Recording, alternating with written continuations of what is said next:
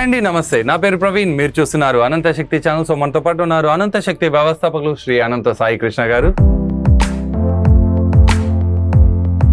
So late చేయకుండా కంటెంట్లోకి వెళ్ళిపోదాం పదండి. సార్ నమస్తే. నమస్తే ప్రవీణ్. సార్, ఇప్పుడు నార్మల్గా వచ్చేసేసి డబ్బు గురించి మనం చాలా రకాలుగా మాట్లాడుకున్నాం. బట్ ఇప్పుడు కొంతమందికి మ్యారేజ్ విషయంలో కానీ ఇంకోటి ఏదో ఒక సిచ్యువేషన్లలో కానీ ఎంత సంపాదించినాడు అనే వర్షన్లోనే ఎక్కువ అడుగుతారు. అండ్ ఎస్పెషల్లీ నేను చూసేటప్పుడు అప్పుడప్పుడు అనిపిస్తుంది, అంటే డబ్బు ఉంటేనే మనిషికి అది, డబ్బు లేకపోతే మనిషి వాల్యూ లేదా, వాడు డబ్బు లేకపోతే ఇంకా ప్రొటెక్షన్ అట్లా ఏమి ఇవ్వలేడా అనే వర్షన్లో అనిపిస్తుంది. మీరు ఈ వర్షన్ దానికి మీ ఆస్పెక్ట్, అంటే మీ పర్సెప్షన్లో డబ్బు గురించి చూసే విధానం ఈ విషయంలో మీరు ఎలా చెప్పగలుగుతారు? చూడు ప్రవీణ్, ఇది కలియుగం. ఈ కలియుగంలో డబ్బుకున్నంత ప్రాముఖ్యత మరి ఏ దానికి ఉండదు. చాలా మంది అంటుంటారు రిలేషన్ ఈజ్ ఇంపార్టెంట్, డబ్బుది ఏముందంటారు. వాళ్ళు అన్నవాళ్ళు ఏదైతే బయట అంటుంటారో తర్వాత వాళ్ళని ఇన్సైడ్గా అడగండి, వాళ్ళు అప్పుడు చెప్తారు, దానికి ఆన్సర్ చెప్తారు. రిలేషన్ ఇంపార్టెంటా, మనీ ఇంపార్టెంట్ అని మనం వాళ్ళనే క్వశ్చన్ వేసామనుకోండి, మనీనే ఇంపార్టెంట్ అంటారు. పర్సనల్గా పోయి అడిగి. ఎందుకంటే డబ్బు అనేది ఇప్పుడు మనిషిని అంత మేనేజ్ చేస్తుంది. డబ్బుతో చేయలేని పని అంటే ఏది ఉండదు. కాబట్టి మనం ప్రతి ఒక్కరికి ఎక్కడికి తిరిగి మనం మాట్లాడుకుంటూ ఉంటున్నాం 3 సమస్యలని. ఈ 3 సమస్యల్లో, మనిషికి ఉన్న 3 సమస్యల్లో మెయిన్ ప్రాబ్లం వచ్చేసి డబ్బు దగ్గరకే వస్తుంది. ఏది చేయాలన్నా డబ్బుతోనే ముడిపడి ఉంటుంది. కాబట్టి మనిషి ఇన్ని కష్టాలు అనుభవించేదానికన్నా జస్ట్ ఒక థాట్ రిలీజ్ చేసి డబ్బు అనేది నా దగ్గర ఉంటే నా ఫ్యూచర్ ఎలా ఉంటుంది అని జస్ట్ మనిషి ఒక 5 నిమిషాలు విజువలైజేషన్ చేసుకున్నాడు అనుకోండి, ఇమాజినేషన్ చేసుకుంటే ఖచ్చితంగా డబ్బు సంపాదించడానికి స్టెప్ తీసుకుంటాడు.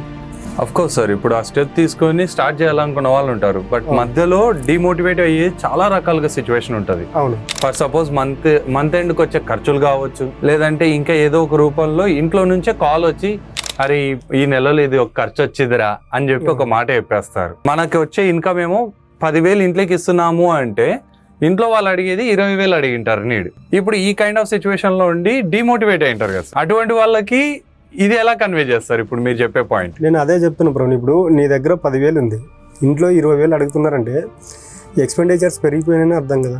అంటే అప్పుడు మనం మానసికంగా మన దగ్గర 10,000 ఉన్నప్పుడు ఇంట్లో 20,000 అడుగుతున్నారంటే, చూడండి మన దగ్గర 10,000 ఉంది, ఇంట్లో 20,000 అడిగే లోపు నా దగ్గర డబ్బు లేదనే భావన మనలో స్టార్ట్ అవుతుందా లేదా?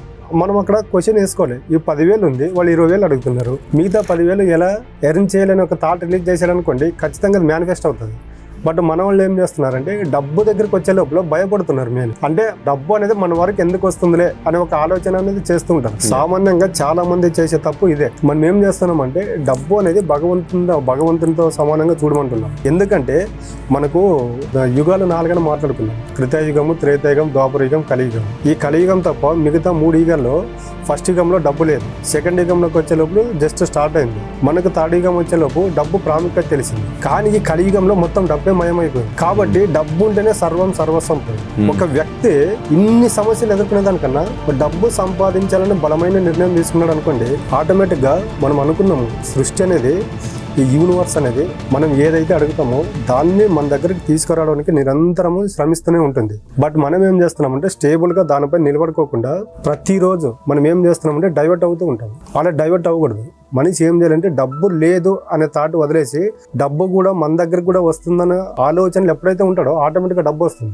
ఏం చెప్పదలుచుకున్నానంటే ఒకసారి కూర్చోండి, ఒక 5 నిమిషాలు ప్రశాంతంగా కూర్చొని డబ్బు అంటే ఏంటి, డబ్బు ఉంటే ఈ సొసైటీలో మనకున్న వాల్యూ ఎలా పెరుగుతుంది, డబ్బు లేకపోతే ఎలాగుంటుంది అనేది ఒక్కసారి మనిషి ఆలోచన చేస్తే నిజంగా డబ్బు సంపాదించడానికి ధైర్యం చేస్తుంది. ఎందుకంటే ఈ ఫైనాన్షియల్ మ్యాటర్ వచ్చేలోపు ప్రతి ఒక్కరికి రిలేషన్లో కావచ్చు, ఫ్రెండ్స్లో కావచ్చు, బయట సమాజంలో కావచ్చు, ఎక్కడో చోట అవమానాలనే జరిగింటాయి. ఈ ప్రతిరోజు వీటిని గుర్తు చేసుకోవాలి. గుర్తు చేసుకున్నప్పుడు ఏమవుతుందంటే డబ్బు సంపాదించాలన్న ఇంటెన్షన్ బలంగా మారుతుంది. ఎందుకంటే ఈ డబ్బు మన దగ్గర ఉంటే ఈ అవమానాలు మన దగ్గర ఉండవు కదా, క్లారిటీకి వస్తుంది. ఆ క్లారిటీ వచ్చినప్పుడు ఏం చేస్తాడంటే నేను ఎలాగైనా సరే డబ్బు సంపాదించాలనే బలమైన దృఢ నిశ్చయంతో ఉండగలుగుతాడు. కాబట్టి డబ్బు అనేది ఒక ఎనర్జీ ప్రవీణ్.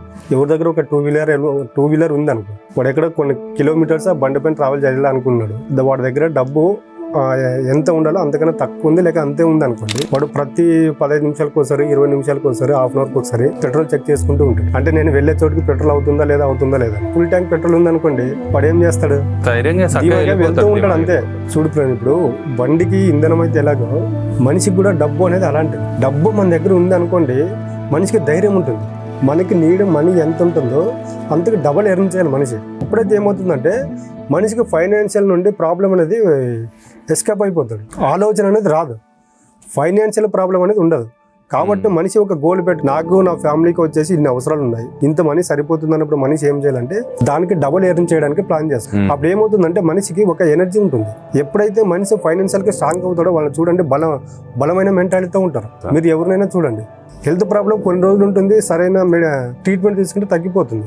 రిలేషన్ ప్రాబ్లం అనుకోండి, నలుగురిలో కూర్చొని మాట్లాడుకుంటే దానికి ఒక పరిష్కారం దొరుకుతుంది. కానీ ఫైనాన్షియల్ అలా కాదు, మనం స్టెప్ తీసుకోవాలనుకుంటే మన యొక్క ఆలోచన విధానం మారాలి. కాబట్టి ఇప్పుడున్న ఈ కలియుగంలో డబ్బే సర్వస్వం. కాబట్టి ప్రతి ఒక్కరూ వాళ్ళ ఫ్యూచర్ని ఆలోచన చేసుకోండి. నా దగ్గర ఇప్పుడున్న మనీ కన్నా ఎక్కువ మనీ ఉంటే నా లైఫ్ ఎలాగుంటుంది అనేది ఒక్కసారి ఆలోచన చేసి థింక్ చేశారనుకోండి, ఖచ్చితంగా వాళ్ళు కూడా డబ్బును సంపాదించడానికి మార్గాలు అనేది వెతుక్కుంటారు. కాబట్టి మనిషి డబ్బు దగ్గరకు వచ్చే లోపల ఈ విధమైనటువంటి వ్యక్తిత్వంతో ఉండాలి. ఇలా ఉంటే ఏమవుతుందంటే డబ్బు 100% వాళ్ళ దగ్గరకు వచ్చి తీరుతుంది. చాలా బాగా చెప్పారు సార్. సో చూసారు కదండి, మనీ ఇచ్చే ఎనర్జీ ఎలా ఉంటుంది ఏంటి అనేది సార్ ఒక్క మాటలో వీడియోలో చెప్పేశారు. సో ఈ వీడియో మీకు నచ్చినట్లయితే ఖచ్చితంగా లైక్ చేయండి. అండ్ డబ్బు దానికి సంబంధించిన క్లాసెస్ అటెండ్ కావాలంటే డిస్ప్లేలో కానొస్తున్న నంబర్ కాల్ చేసేసి మరిన్ని డీటెయిల్స్ అయితే మీరు తెలుసుకోగలుగుతారు. ఇంతటితో సెలవు తీసుకుంటూ మీ ప్రవీణ్ సైనింగ్ ఆఫ్. జై హింద్.